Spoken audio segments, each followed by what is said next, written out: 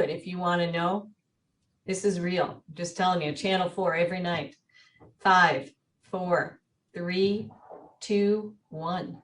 Good morning and welcome to Good Morning Hudson, the membership meeting for the Hudson Area Chamber of Commerce and Tourism Bureau. My name is Mary Claire Olson Potter and I'm president of the chamber, and I am thrilled to join all of our guests and our speakers today. Today, our topic, we are celebrating Earth Day. So the 51st anniversary of Earth Day is going to be held on April 22nd. And so this community here in the Hudson area and the St. Croix Valley has always enjoyed the beautiful outdoors, that we are so fortunate to live here in this area, but perhaps no more than this past year when folks have tried to be creative and getting out and enjoying all that the beautiful area has to offer each of us. And I know we all have been creative about what can we do outdoors to see family and friends at a distant place. So we are excited today to celebrate Earth Day. And one of the many benefits of attending these Good Morning Hudson programs, even virtually, is an opportunity to network. So I invite all of you to share in the chat your email address, and then you can save that chat so you can reach out to all those that are on this call. Each time during this program, we allow an opportunity for new members to introduce themselves. And I do think we have a couple folks, I'm just quickly, or new team members that we haven't had a chance to meet. So I'm going to ask Katie to introduce herself. Putting you on the spot, Katie, but good morning and welcome. Good morning, Mary Claire. My name is Katie Michicanis. I am the Government Relations Director for Rasmussen College. And so while I cover my offices in Bloomington and currently in Mendota Heights in my home, I cover all of the campuses in Wisconsin. So our Wausau, Appleton campus, Wausau and Green Bay campus. And then we have a campus just across the road from you guys in Lake Elmo. So I also cover our Minnesota campuses. So I'm very happy to be here and look forward to the program. Thank you. Thank you, Katie. And Katie has already jumped in and has joined the Community Affairs Committee. So she has great experience in that area, and we are thrilled to have her on that committee. I thought that I apologize, I'm just glancing through my screen. I don't see Kelsey on today. So, all right, we will dial back. Is there anyone else? And I think we want to, again, officially welcome Council Member Sarah Brook. She is representing District 5. A big portion of her district for City Council is the downtown area. So she is an owner with a purple tree, and so she understands very well the opportunities that having a business in downtown offers. So we congratulate her and welcome her today. All right, is there anyone that I missed? I don't see. Okay. All right, well, thank you all for joining us. I want to just give you a quick update before we launch into our program on a couple upcoming events. We will have a follow-up program from this today on Tuesday, May 18th, and a deep dive into electric vehicles. How great would that be that you just have an electric vehicle? So we're going to talk about that on May 18th. If you are a golfer, dust off your clubs, get ready to join us at Troy Burn on Monday, June 28th. We are excited to do our golf tournament there. And then we are very excited that we're able to move forward with the Spirit of St. Croix Art Festival. That's going to be held September 25th and 26th down in Lakefront Park. We have time, we have more knowledge about how we can distance everyone, spread out the art booths, and just really enjoy all the beautiful lakefront area and that event. So if you are interested in volunteering or sponsoring the event, please let us know. And then on Sunday, October 10th, we are going to be doing our Hudson Community Expo. And this formally was called the Spring Showcase. And we have put this into the October calendar because we believe that just pushing it out a little bit further than this spring was a good idea, but a great opportunity to sponsor, have a booth, and showcase your business or organization on Sunday, October 10th. And then please do check out on our website the COVID-19 resource page. We are always adding additional information on there. Yesterday we added about funding that is available for restaurants and bars and so forth. So check out that page frequently in case there's some funding opportunities to help support your business. All right, I think that covers our announcements for right now. We are excited to present our three speakers that we have joining us today. We have Andrea Jorgensen with Xcel Energy, Ken Holman with Sustain Hudson, and Michelle Teague with YMCA Camp St. Croix. First, I'll introduce Ken. He is the co-founder of Sustain Hudson and vice chair of the Urban Forestry Board. Ken retired in 2018 after 27 years with Minnesota's DNR's Community Forestry Program and 44 overall years in the urban forestry profession. Ken served as Minnesota's Community Forestry Program Coordinator for 20 years, administering the Tree Inspector Certification, Tree City USA, and Minnesota Relief Grant programs. Before the DNR, he oversaw the Gypsy Moth program at Minnesota Department of Agriculture, served as the city forester in Green Bay, and planning director and nursery manager for Tree Trust, a Minnesota nonprofit. Ken and his wife Rose have lived in Hudson since 1995 and are empty nesters, but have 3 daughters that still live in the area. And they have 4 grandchildren here, all living in town, which they so enjoy. Along with Rotarians Judy, Stu, Roy, and others, Ken helped establish Sustain Hudson and serves as vice chair of the Hudson Urban Forestry Board. So welcome to Ken, and then he will do his presentation. So I'm just going to introduce all our speakers at this time, and then we'll start with Ken. Our second presenter today is a friend to all of us, Andrea Jorgensen, Community Service Manager at Xcel Energy. She has, in her role as Community Service Manager for Pierce, Polk, and St. Croix County, it works with community and business leaders, local government and economic development organizations, as well as Chamber of Commerce and nonprofit organizations. She's worked with Xcel Energy since October 2018. Her prior experience, many of you know, she spent 9+ years as Director of Communications and Programs for the Hudson Chamber, 2 years as a program coordinator for the Red Wing downtown Main Street, and 2 years as a photographer, owner of a portrait studio, and 7 years as a freelance illustrator with 28 books on the shelf. Congratulations, Andrea. And she has 4 children, and she's originally from St. Michael, but currently resides in Hudson with her husband, John, and 1 daughter, and the occasional children drop in, and a couple of dogs. So we are thrilled to have Andrea on our program today.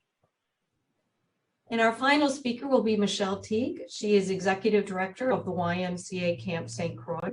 Michelle has served in leadership roles in the St. Croix Valley for over 18 years at Youth Action Hudson, Big Brothers Big Sisters, Camp Agadawin. Yep, no, so close. I was so close on that. What is it, Michelle, again? Icagawin. Icagawin. Okay, I was so close. My apologies. But now she is at Camp St. Croix, and I can totally say that one. She is a graduate of University of St. Thomas and holds a BA and MBA from her alma mater. With her career focused on youth and environment, Michelle is passionate about sustainability and is excited to share the partnership that they have with Xcel Energy and Camp St. Croix's commitment to positively impacting the Valley. She is a lifelong resident of the Hudson community and loves giving back to her hometown. So please join me in giving a warm welcome to all of our speakers today. And please let me start with Ken. The floor is yours, Ken. Okay, tell me that my first slide is up. Okay, not quite yet. So you just want to go down to that bottom part and share your screen.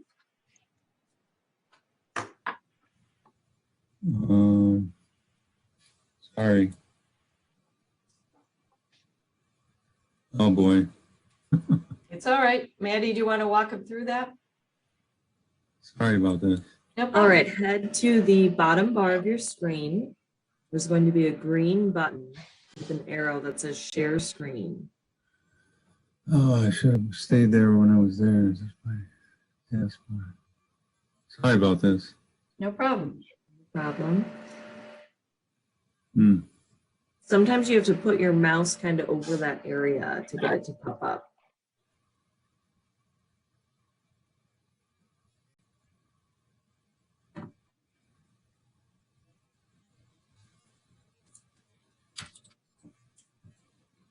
am sorry about this. No worries. And Rose coached me and everything too. I'm not seeing it. So it's on the bottom, right, Maddie? Yeah, it Yep, is. I'm sure. Oh boy. And if you click on it, do you get any of the tools? Do any Well, of them I'm- pop up? Nothing comes up. I'm just trying to. I'm going.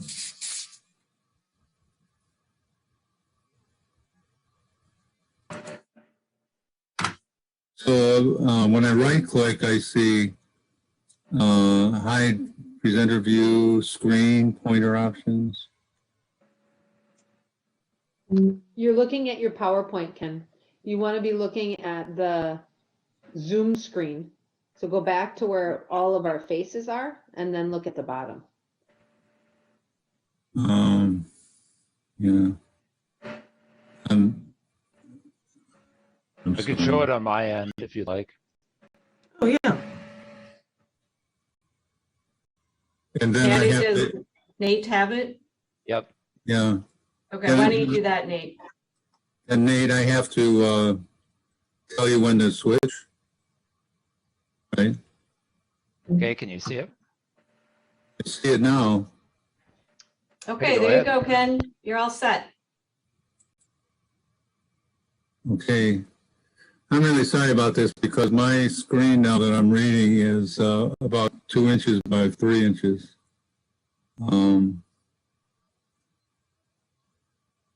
Do you go full screen?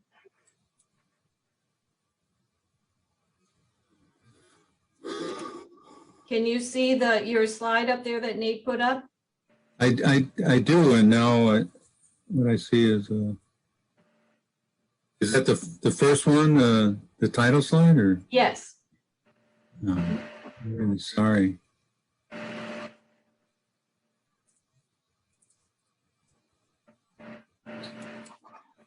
Okay, now I have All a right. little bit bigger picture. But still, you're in control, Nate, and I have to ask you to. Yes. Yep. Okay.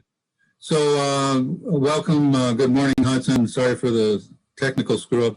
This is Ken Holman, and Mary Claire gave my introduction. I'm here representing both the Urban Forestry Board of Hudson and Sustain Hudson Incorporated. And I'm here to talk about tree treks. It's a new program that the Urban Forestry Board has been working on for a number of years through DNR grants and with local elementary schools. So this next slide shows the, we have the slide, there we go. This is the home page for the Urban Forestry website at the City of Hudson. And I'm glad to report that everything I'm saying, this presentation will be posted there. So you don't need to take notes, but please note that the sub-pages titles are on the left in the green bar: Emerald Ash Borer, Tree Treks, Tree Planting and Maintenance, Disease and Pests, and Volunteer Opportunities. So there's a lot of great detail there and links to other information. So I'll take the next slide. And I would point out, you saw in that photograph from Prospect Park that we have this beautiful canopy of trees over, especially the older part of downtown and the residential area. And that canopy is 20% public property and 80% private property. So the city and the urban forestry program and our school district want to set a good example on tree care. And the Emerald Ash Borer management is the prime example. When I was cutting my teeth in urban forestry, it was Dutch elm disease because we had planted so many elms, and the mistake we made was replacing those with too many ash, and I would add maple. But anyway, the EAB management approach for Hudson has been treat the best condition ash trees, replace the rest with a variety of hardy native shade trees that are low maintenance and support wildlife and offer the maximum benefits that trees do. in a number of areas. So next slide. And one of the grants we got from Wisconsin DNR enabled us to hire a consultant, a very qualified consultant, to do a full public tree inventory. And this air photo shows the red dots are ash trees on public property. And there's some green dots in there that you probably can't see too well, but those are non-ash trees. But the point is that we're blanketed with ash. The percentage of ash is about 25, and maples is a little more than that on public property. We estimate on private property that ash make up about 30%, and maples at least 40. I would say closer to 45% of the trees on private property are maples, some species of maple. So next slide. So the obvious need is to diversify. And so this kind of repeats a little bit of what I've been saying. The board has helped the city adopt best practices. And by the way, this slide shows it's a rollout tabletop display that we're glad to take on the road and give presentations. So let us know if we can talk about urban forestry, emerald ash borer, or tree tracks. Anyway, the best practices include the treating the best ash for protection, gravel bed root enhancement. We'll get into that a little bit more. Annual tree sales, also known as the Trees of the Year tree sale. Then structural pruning of young trees and even guiding those central leaders so that we have good, strong structure in our physical structure in our tree canopy. Then Arbor Day celebrations are an important community gathering, and this year it's May 1st, Saturday at 10 to noon at Williams Park. And then maintaining that Tree City USA status. And I'll just mention that Tree City USA is a longstanding program of the Arbor Day Foundation. And we are one of, I think, 120 cities in Wisconsin and something like 2,300 or more state nationwide. So next slide, Nate. So those grants were awarded to the city to complete the public tree inventory and do a very accurate risk rating of the trees, the biggest trees that we have, for their physical condition and their risk of falling apart in a storm or causing property damage or otherwise. EAB preparedness plan and forest management plan were developed from that inventory. And we also built a couple of gravel bed root enhancement systems. We'll look at that in a second. The first one was for the city. The second one we put in to share with North Hudson and the school district. It worked out real well. Then we installed, with one of the last grants, installed Lakefront Park and Vine Street tree tracks. So go ahead, next slide. Here's a gravel bed. And real briefly, during the 5 months that bare root trees are healed into the gravel bed, they're irrigated daily. You see the soaker hoses. They develop a massive absorption roots so that when they're outplanted in fall, those roots are really knitted to the gravel and other roots. And by the way, because of that fine root system, they're able to assume or to get established more quickly. Next slide. So that they're tough to get out, but look at the results. And yeah, don't let those roots dry out, Tom. That's Tom Zulli, our previous public works director. And so this has allowed the city to plant more trees at lower cost. Bare trees are not only more affordable, but there's a much wider variety of tree species and varieties available in bare root form. Next slide. So I mentioned the trees of the year. This is the order form for this year's trees of the year. And this is to help the 80% of those that own, or those that own 80% of the urban forests, and enable them to plant a variety of trees in their yards. And as I mentioned, we have one shorter species each year and one larger tree. And so this year, the shorter tree is the pagoda dogwood, and the larger tree is bicolor oak. Wonderful 513 larval insects inhabit oak trees. So they're great for the birds and pollinators. And by the way, Mary Claire can tell John that that pagoda dogwood does just fine under black walnut trees, which are toxic to many plants. So, so how does the tree tracks fit into the program? Go ahead, Nate.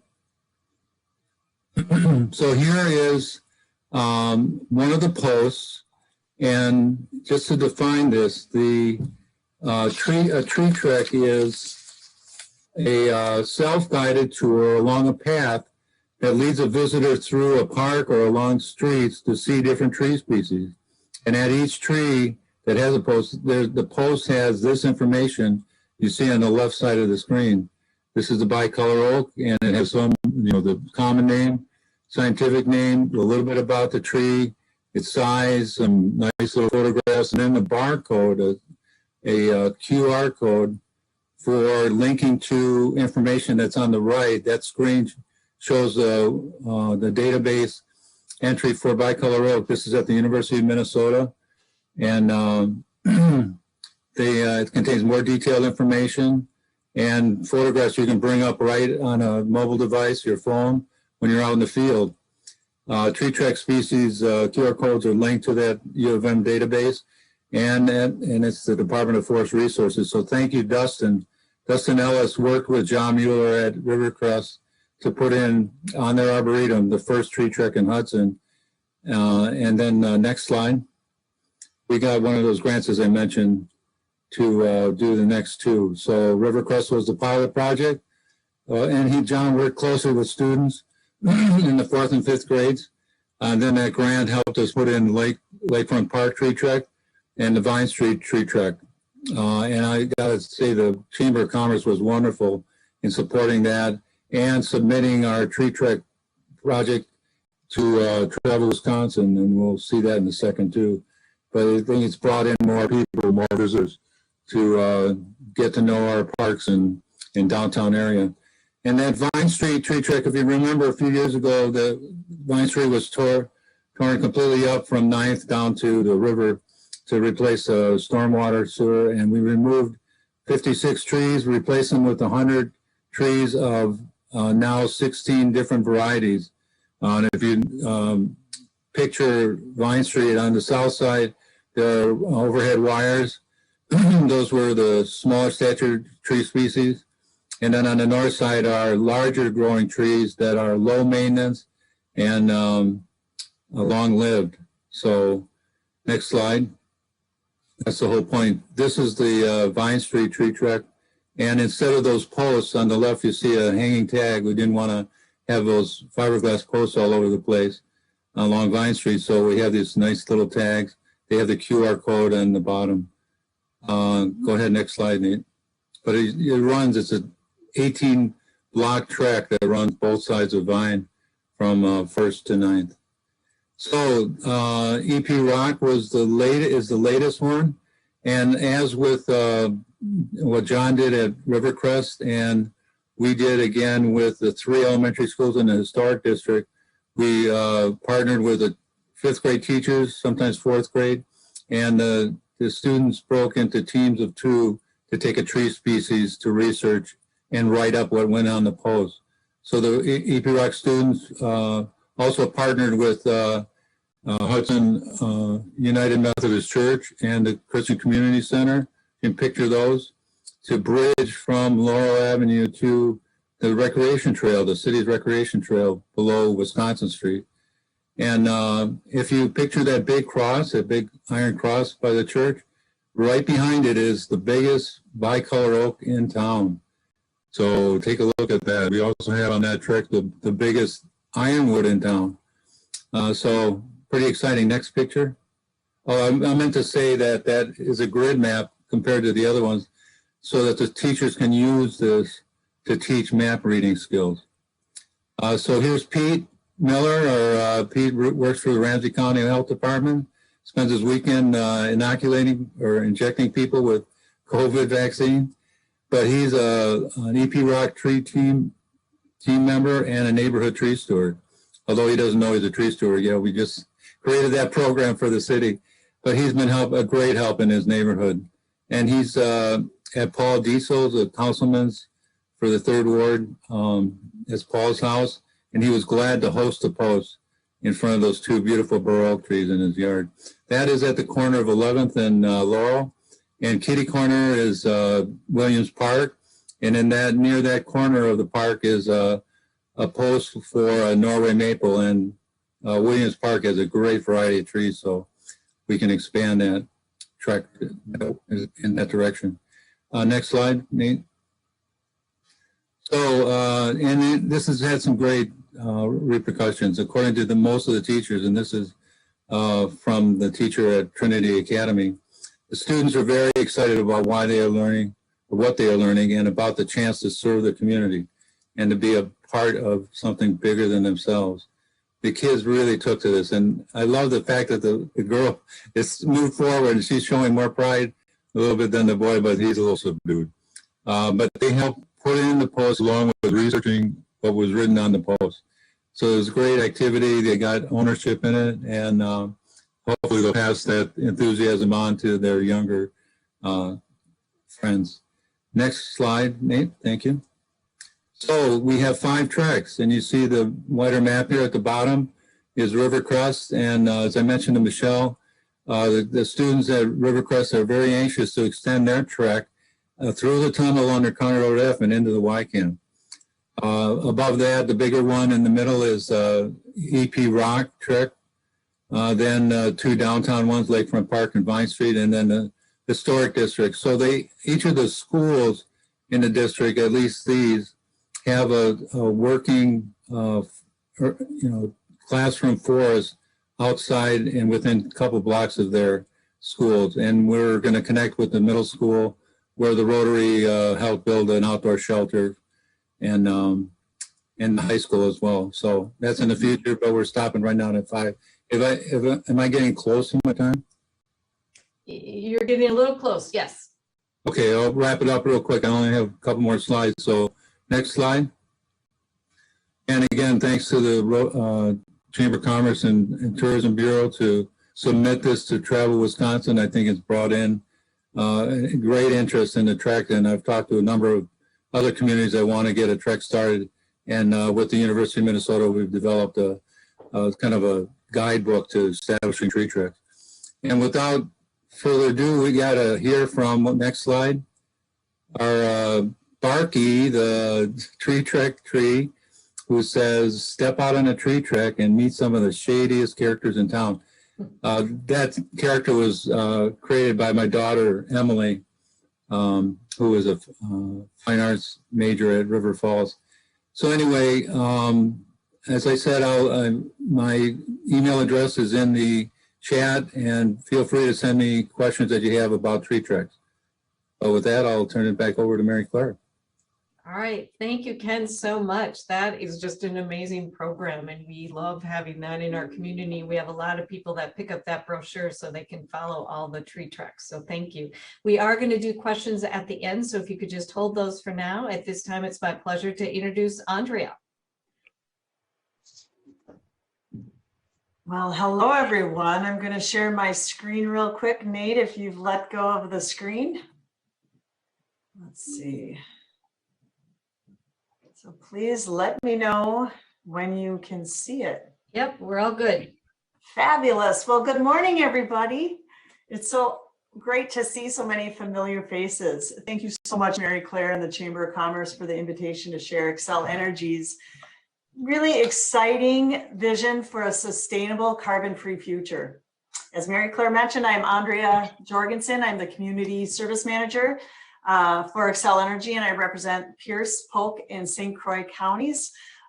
Very lucky to have many beautiful communities in my territory that offer a lot of natural assets that Xcel is very interested in protecting. So with that being said, I just want to acknowledge 2020, what a year it's been. You know, as we all know, the pandemic has fundamentally changed our nation's landscape. And we realize that COVID-19 has disrupted everybody's life, your community, your business community, and businesses all around you. So It's been a challenging year. However, I just want to share that Xcel Energy has taken and is taking steps to ensure that we'll be there to meet your energy needs. And we will help you to meet your community and business needs as well.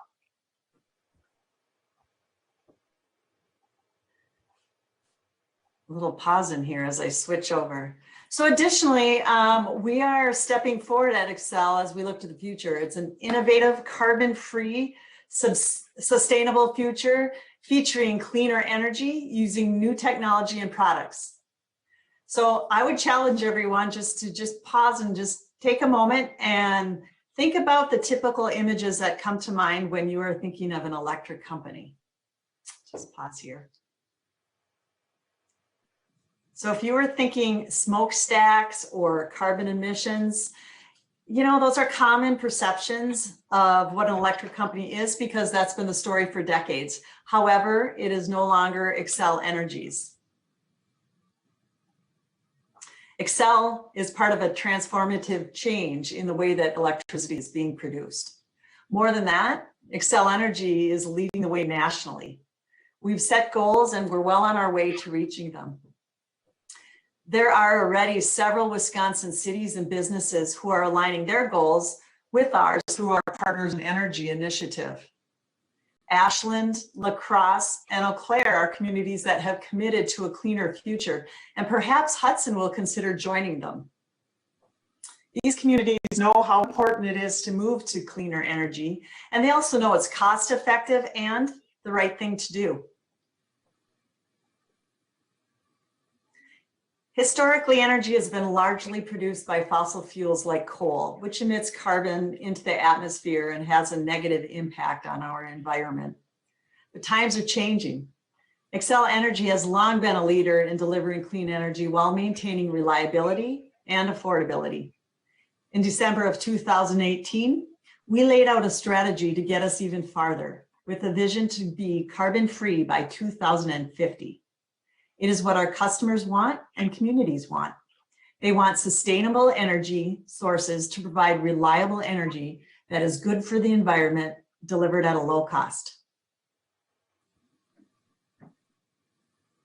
In fact, a growing percentage of our customers have sustainability goals. Chances are that you are a customer of one of these businesses, and perhaps they may be customers of yours. These organizations all want to move to carbon-free because it's the right thing to do. They also know that technology is moving in the direction of making carbon-free a reality. Xcel Energy is helping residential and commercial customers meet their sustainability goals.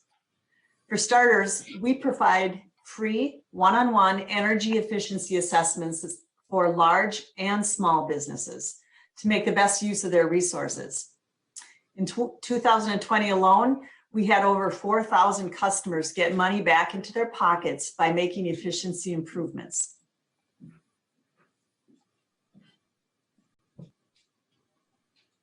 Xcel Energy is already the nation's leader in the transition to renewable energy sources, and we are only gathering momentum.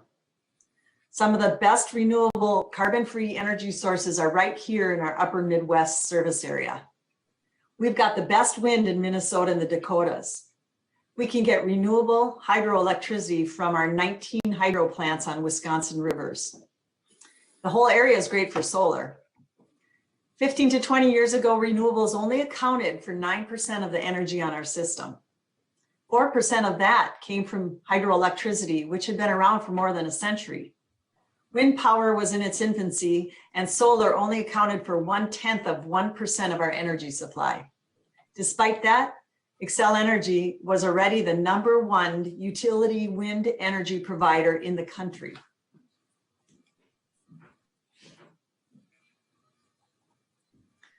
For more than a decade, Xcel Energy has demonstrated leadership on clean energy and reducing carbon emissions.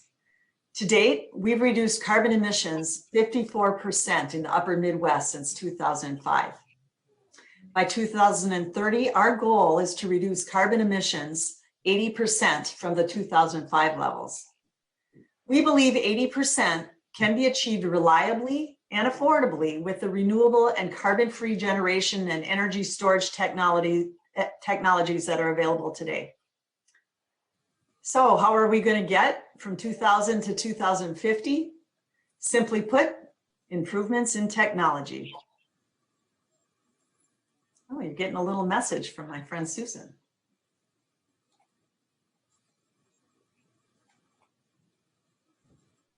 So the innovative strides that have gotten us here are incredible, and the pace is only increasing.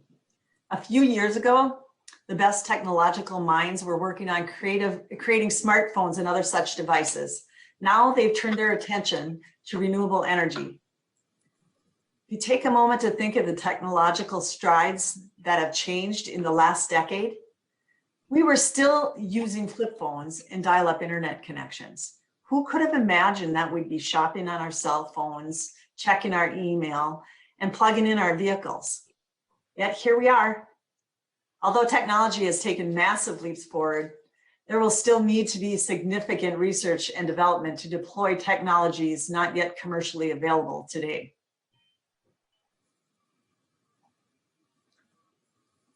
We are proud to be leading the way on clean energy, and we've got a plan to keep going until we are 100% carbon free.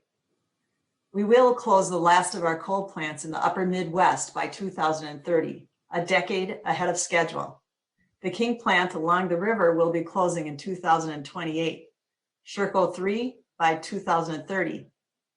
We will continue to add wind and solar, and we will extend the use of carbon-free nuclear energy from our Monticello plant and continue to use the Prairie Island nuclear plant to provide the reliable energy that we've all come to depend on.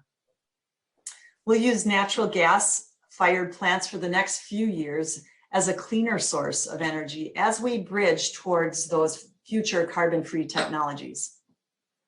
Our customers expect reliable electric service. So as we add more renewables to our mix, natural gas and carbon-free nuclear power will help ensure we can meet our customers' needs around the clock.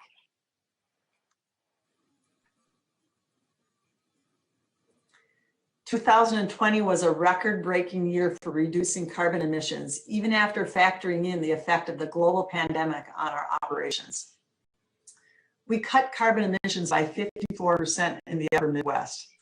That is approximately 6 million tons of carbon, equivalent to taking 1.2 million cars off the road for the year. Today, more than 62% of our energy comes from carbon-free sources, a reduction level that puts us over halfway to delivering 100% carbon-free electricity by 2050. Our residential and business customers can aid our efforts by participating in our innovative Renewable Connect program, which allows our customers to choose their energy mix. As Michelle mentioned just recently, YMCA Camp St. Croix in Hudson has partnered with us through our Renewable Connect program. They are the first location of the YMCA in the north to be powered by 100% renewable energy sources. Michelle will be sharing more, I'm sure, about that later, and about their other sustainability initiatives. But we've had a great partnership working with the YMCA Camp St. Croix and other communities. If you want your home or your business to be powered by 100% renewable energy, you may now do so. One of the most visible ways that you can see people moving toward carbon-free is the increase in electric vehicles, or EVs. Smokestacks are no longer the leading cause of carbon emissions in our atmosphere. Transportation is. When people buy and use an electric vehicle, they're intending to help the movement toward carbon-free. But if you think about it, if you plug in an electric vehicle that is powered by an electric company that is where the energy and charge is coming from a coal-burning source, what has really changed? Xcel intends to complete the job. Once we are 100% carbon-free by 2050, electric vehicles will no longer be fueled by any coal.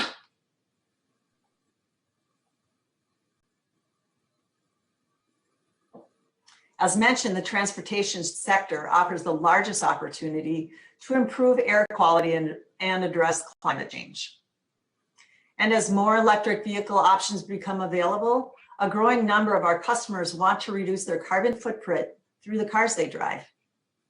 Our electric vehicle vision will drive toward powering 1.5 million EVs in the areas we serve by 2030. This EV vision will save our customers money and time by reducing fuel costs and maintenance. And it will help them to meet their clean energy goals while cutting carbon emissions in our communities. Like many other utilities, we are working on initiatives to electrify vehicles. We now offer both a commercial electric vehicle program and a residential EV charging program. If you're thinking of owning an electric vehicle, now's a great time to do so. As mentioned, Xcel Energy has introduced its residential EV charging program. It's called Accelerate at Home. Through this program, homeowners can receive a smart level 2 charger that's provided by Xcel Energy. We install and maintain the equipment, and you can pay for the equipment up front if you choose to. The cost then gets rolled into a monthly payment of about $17 a month. Otherwise, you can buy the equipment up front. It's about $780 for a charging station to be installed in your garage. And then there's a monthly fee of about $7 to maintain that. We're trying to make it easier for our customers to own an electric vehicle while helping them save money, and it simply makes sense.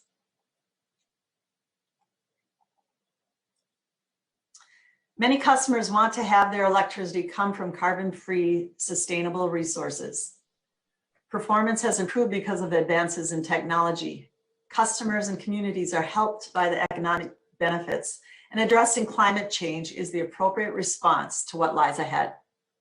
By having a clean energy plan, Xcel Energy attracts business to our region. We should do it, we can do it, and our customers want us to do it. I'm very proud that Xcel Energy has put its stake in the ground when we became the first major US electric company to announce a goal of delivering 100% carbon-free electricity to our customers by 2050. It's good for the environment, good for our communities, and hopefully you'll agree that it's good for you and your business. Throughout it all, the lights will stay on and our communities will move forward to a cleaner, brighter, sustainable future. So I've covered a lot of information, and as Mary Claire mentioned, we'll be taking questions at the end. So please feel free to ask me if you have any questions about our Renewable Connect or Accelerate at Home EV residential charging program, or if you're interested in signing up for a free energy assessment. Thank you. All right, thank you, Andrea. That was great. And there is a question in the chat for you that you can think about while we move forward. I'm pleased to welcome Michelle at this time from Camp St. Croix. Good morning, everybody. Once Andrea's done sharing, I'll pull mine up. Sounds great. All right.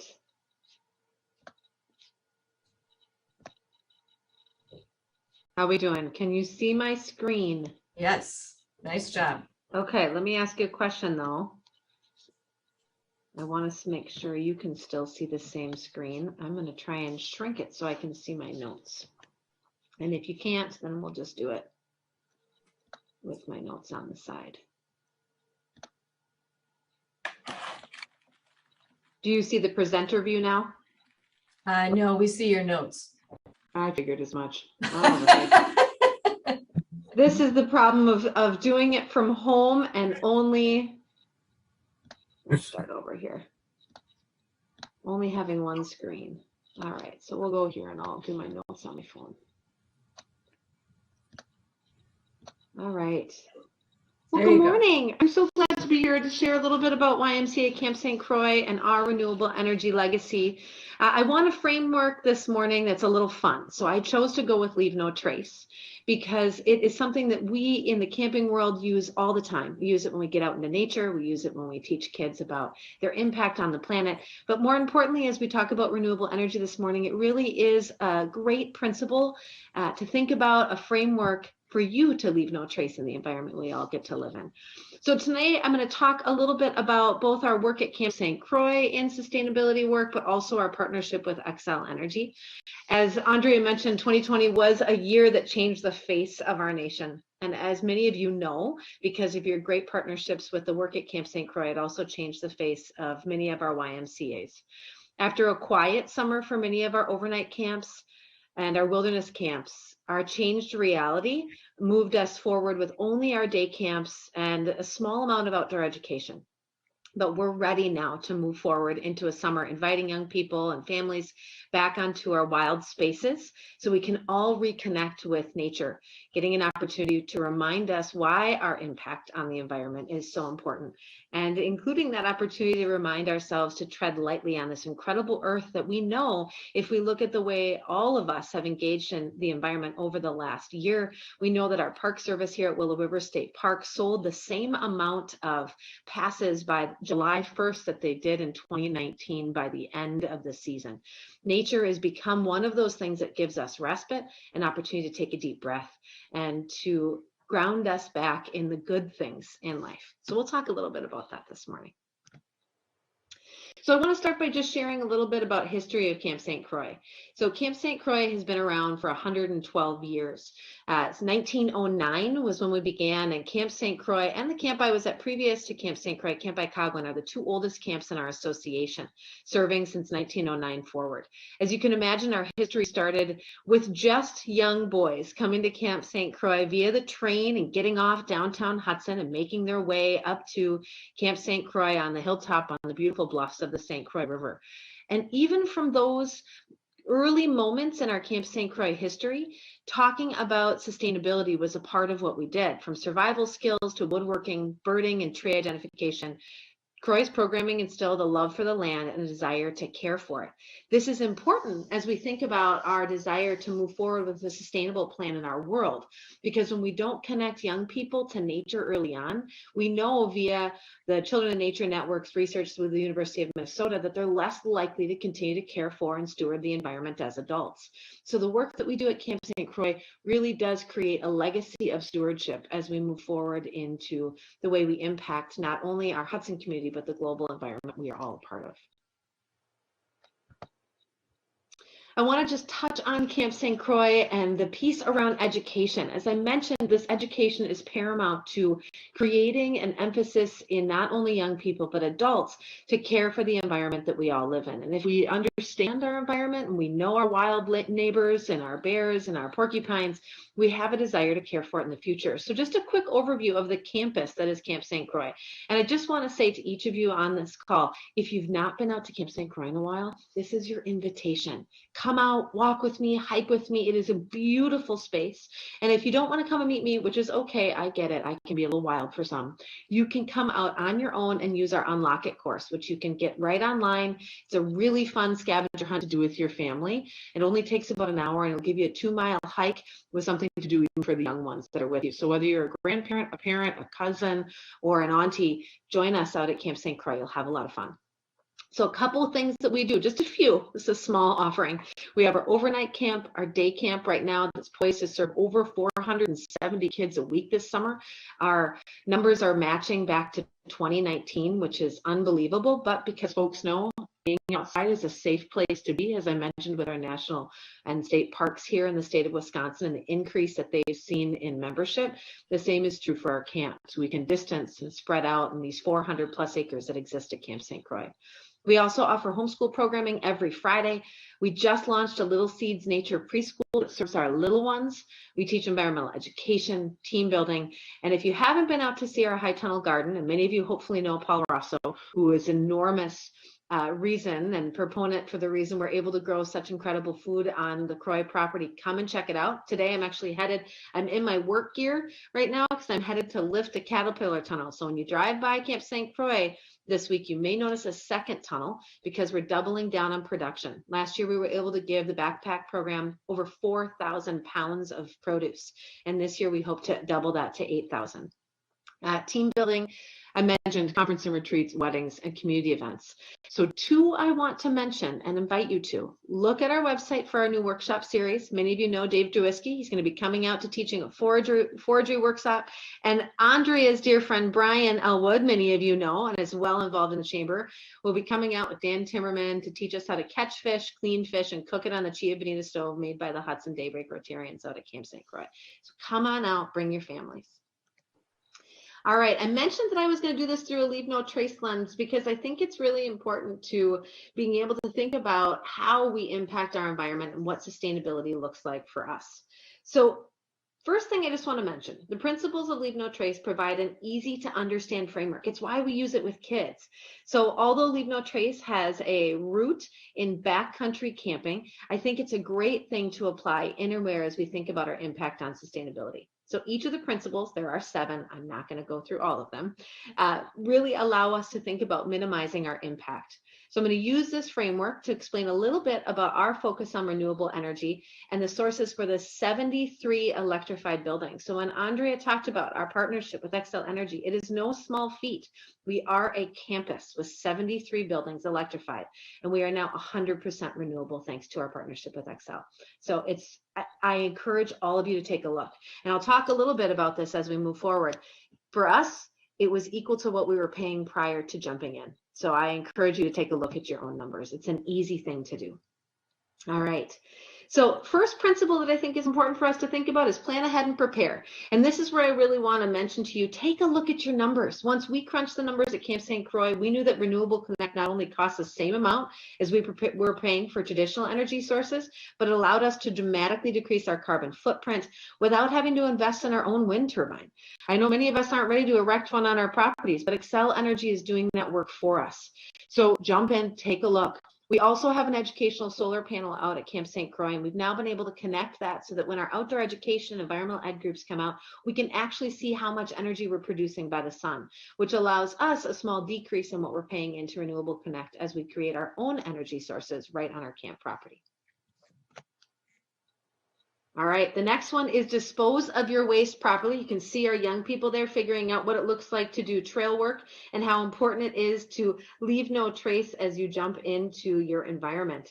So a few things just to mention here. We know that we've learned through a history, oftentimes of hiccups in our energy choices that create some waste that leaves behind. We talked a little bit about coal. This is a great example as we think about our past in our electrified world that we all live in post the Industrial Revolution. And we know that we've seen some impact from our air quality to our water quality that's impacted from the choices of energy that we choose.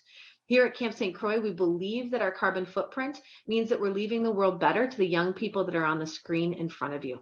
And like I mentioned, as we focus on education and our ability to create the next generation of stewards, showing them that we mean it by the work that we do, by the business choices that we make, makes a difference. These young people, if you're not connected to them, remind us every day that we can do better.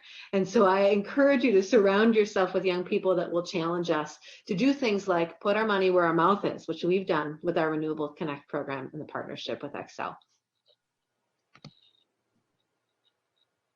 Leave what you find. Now, I think this is a good one because sometimes we remember that the world that we get to and play in and invest in, and we talk about play a lot at Camp St. Croix, is the world that we're going to leave to these little people. I mentioned that as we think about our disposing of our waste properly, but even more important when we think about leaving what you find.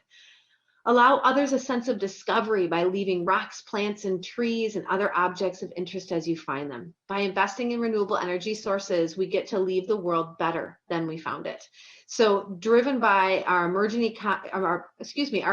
economies and developing nations, we made some choices over the last couple of years to really look at an energy footprint that makes us all feel like the world we're leaving behind is better. As you'll see, many businesses are desiring to move forward to renewables, and we believe that nearly 50% growth will happen between now and 2050 when we think about investing in renewable energy. This is huge. And I think more importantly, when I think about walking around Camp St. Croix, this means that the bullfrogs and the cattails will still be at our prairie for years to come because they won't be impacted by a negative environment. That's a good thing. And that's what we want to leave the next generation.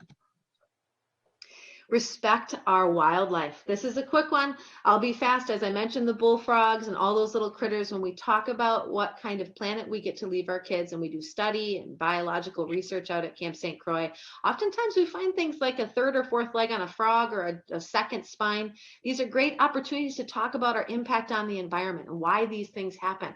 The same is true with our energy sources. If we are choosing, when we turn the lights on, to turn the lights on and create an environment that isn't one we want to live in, then we are not leaving and respecting our wild creatures. So this is a good one, I think, to just remind ourselves that we too are a part of a bigger planet that includes all these bears and porcupines. And what do our choices mean to those neighbors that live next to us? Dragonfly, I thought, was a great picture. All right. And my last leave no trace principle for you all to hear about is being considerate to others. I think that our choices that we make in business and personal lives should be drawn through a lens of how does it affect our community. We're all here this morning at Good Morning Hudson because we care about our Hudson community. It's why we're members of the chamber. So as we think about our impact on the environment, our partnerships in business, I think this is one of the most important ones. As we think about our ability to be neighbors, this leave no trace philosophy allows us to maintain courtesy through choices to all of those that we share this incredible downtown Hudson community and all this wild spaces around the St. Croix Valley. The future, we think, at Camp St. Croix is great. We're ready to invest in not only renewable energy sources, but sustainability plans. A master plan process is underway, a long-term plan of a campus approach, a community investment plan located right at our camp farm that's going to expand into an opportunity to think about permaculture, agriculture, and the next generation of programming. So stay tuned. More to come at Camp St. Croix. Invite yourself, or shoot me a text or an email and come on out. There's my information. We'd love to talk more about how we teach kids around sustainability and pass on that leave no trace model. Thanks, everybody. Oh, thank you, Michelle. So we will, thank you so much to our speakers. What leaders we have in this community that are working so hard to sustain and be sure that we leave behind a beautiful valley area for those who will follow us. So thank you all. We have a few minutes. I'd like to open it up for questions. I know that Ken had a quick question for Andrea about, is Excel favoring remote community solar over individual homes? The many benefits urban trees provide far outweigh the savings with residential solar. So I don't know if you want to. Is it in the chat, Mary Claire? Yes. Yep. Okay. So while you look at that, any other questions for any of our speakers this morning? Judy? Yes, can you hear me? Yes. Okay, so when you were introducing Ken, you referenced the sort of the genesis of Sustain Hudson. It actually grew out of a study that Rotary did of a book called The Natural Step. The city of Hudson, when Dean Knutson was mayor, passed a natural step framework. And it has principles such as be careful what you extract from the earth, be careful what you introduce that is man-made, be careful of the physical properties, etc. I am wondering, this question is perhaps for Andrea, I guess Ken, everybody, if that can be used as a springboard for a collaboration on part of the city of Hudson and Xcel Energy in terms of moving or making a commitment to renewable energy.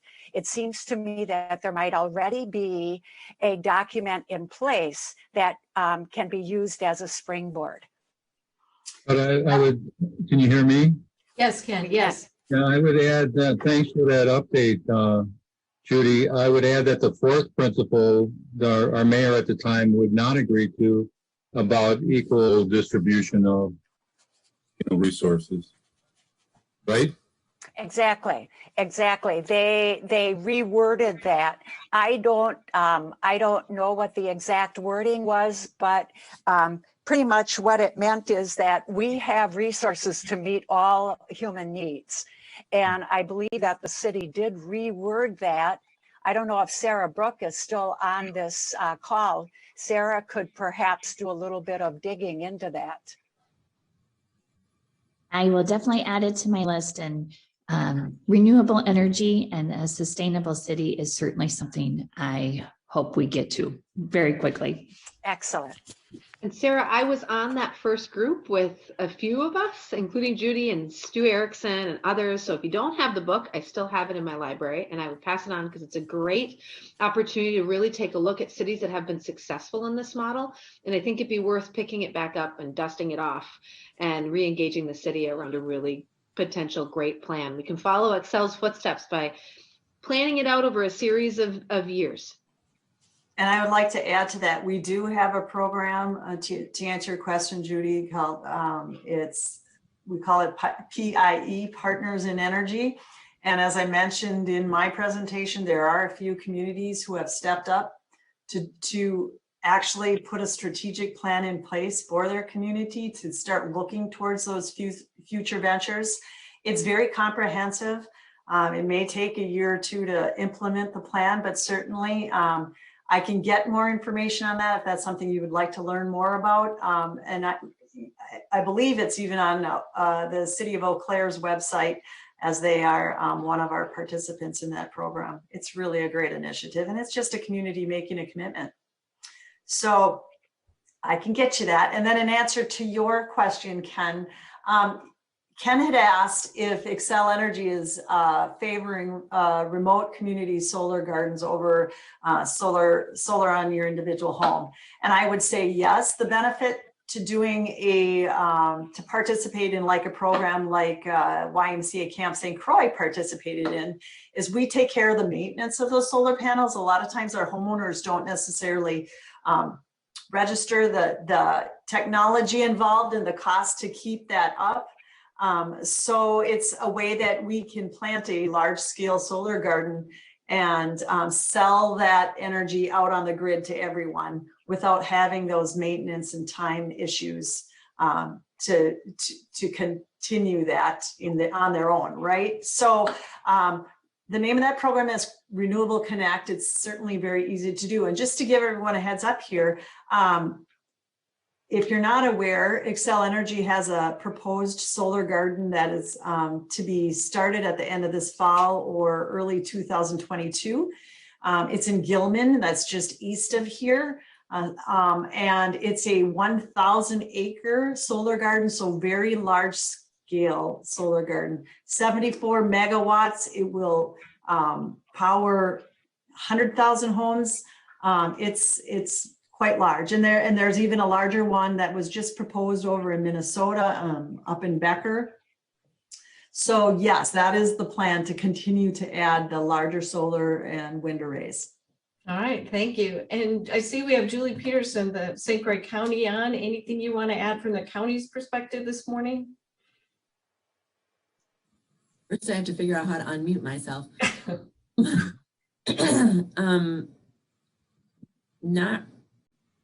I'm not really prepared. No problem. Didn't mean to call you on the spot. We're glad you're with us today. You know, we have a great partnership with Camp St. Croix, with one of our county parks being right next to Camp St. Croix. And, right, you know, just even with the pandemic, we saw a huge influx in people using county parks and being outside with families. Mm-hmm. So that was a really positive part of the whole pandemic, was that people had the time and were taking the time to make those good decisions of being outside with their families. So that was nice. Good. Thank you so much. And I know we have Jesse and Abby from Carpenter Nature Center. We're excited to see them launch their edition, even providing more opportunities for folks to be outside and enjoy the beautiful nature that we have. So, all right. Are there any final questions? We are a little bit over our time. I apologize for that, but any last questions? Sarah Brooke. Mary Claire, if I can just ask one thing. Thank you guys for every one of you being here today and your interest in this. It warms my heart. I have an Earth Day challenge for each of you. You're here. That means you care. That is spectacular. If you want to see a sustainable city and our community to go in that direction on Earth Day, send a message to the elected officials in our community that this is super important to you. It takes grassroots movements like that to happen, and we'll need a lot of voices on this. So please consider sending an email out, making a phone call. Anything that you can do is super impactful. Great. Thank you, Sarah. All right, so she said Earth Day, the 51st celebration is this Thursday. So in addition to sending a note to your elected officials, think about planting a tree, thinking about helping to pick up litter, just anything that we can continue to do to be sure that this maintains a beautiful area for all of us to live in, to work in, and to visit. So please join me in a warm welcome to Ken and Andrea and Michelle. Thank you so much for your time and presentation today. We greatly appreciate it. This is being recorded, so you will be able to view it again. And I want to, before we end and do final announcements, we are doing a drawing for a $25 chamber check. Encourage you to use that money locally. We do have the Highway 35 construction project starting in the next few days, so we really are going to need to support all of our businesses impacted by that. So Maddie, do you have a winner of our chamber check for today? Yes, it is Abby Holden with Carpenter Nature Center. Yay, Abby, you have $25 to spend at a local chamber business. Thank you so much. We will get that off to you. Thank you. Thank you. Again, thank you so much to our speakers. If you're interested in sponsoring a Good Morning Hudson program or any of our upcoming events, please see me following today. I look forward to you joining us on May 18th as a follow-up to our Earth Day celebration about more information about electric cars and so forth. So thank you all that you do. Thank you for your continued support, involvement in the Hudson Chamber. Have a great day. We look forward to seeing you soon. Be well, my friends.